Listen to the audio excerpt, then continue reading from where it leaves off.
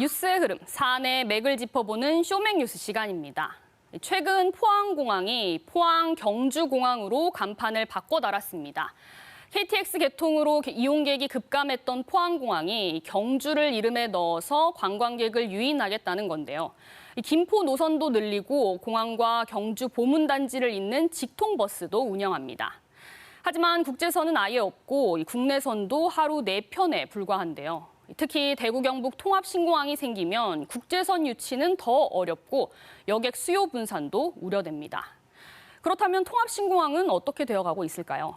지난 20일 권성동 국민의힘 대표 직무대행은 통합신공항 조기 착공에 당 차원의 모든 방법을 강구하겠다고 밝히는 등 사업 추진에 탄력을 받고 있습니다. 하지만 전국적으로 보면 현실성에 의문이 듭니다. 정부가 국정과제에 4대 신공항 건설과 4대 공항 확장을 모두 포함시켰기 때문입니다. 4대 신공항에는 대구 경북 통합신공항뿐만 아니라 새만금 신공항, 제주 제2공항, 가덕 신공항 이 4곳이 포함됐고요. 무안, 청주, 서산, 울산 공항은 확장이 추진됩니다.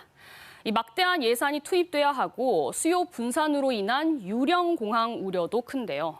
실제로 코로나 사태로 2020년 지방공항 14곳 중 13곳이 1,000억 원이 넘는 적자를 기록했습니다. 그런데 코로나 이전에도 대구, 제주, 김포, 김해공항을 제외한 10개 공항은 적자를 면치 못했습니다. 코로나 때문만은 아니란 겁니다. 지방공항 만성 적자의 배경, 공항 포퓰리즘 문제를 빼놓을 수 없습니다.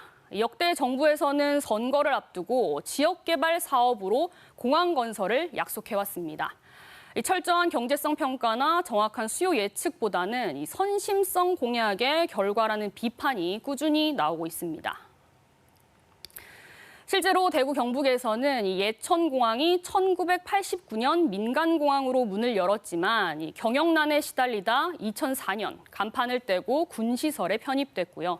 1996년 추진된 울진공항은 취항항공사를 찾지 못하고 개항을 미루다 비행훈련센터로 사용되고 있습니다.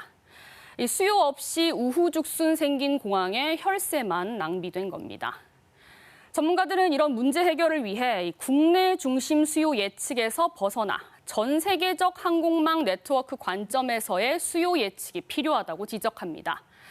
또 지역 간 유치 경쟁과 갈등을 해소하기 위해 전문가 검증을 포함한 국책사업위원회를 운영하자는 주장도 있습니다.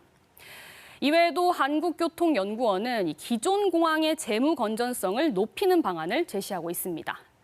먼저 공항 복합도시 등 주변 지역을 관광이나 비즈니스 허브 등으로 개발해 지역 경제를 활성화해야 한다고 강조합니다. 또 공항 사업 재원을 다양화해야 한다고도 주장하고 있는데요.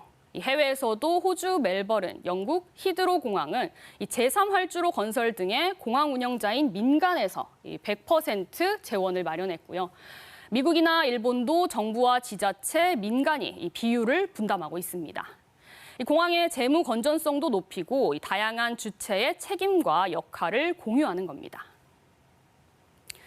공항을 지으려면 막대한 예산뿐만 아니라 십수년의 시간과 주민 피해 등 지역사회에 미치는 영향이 큽니다.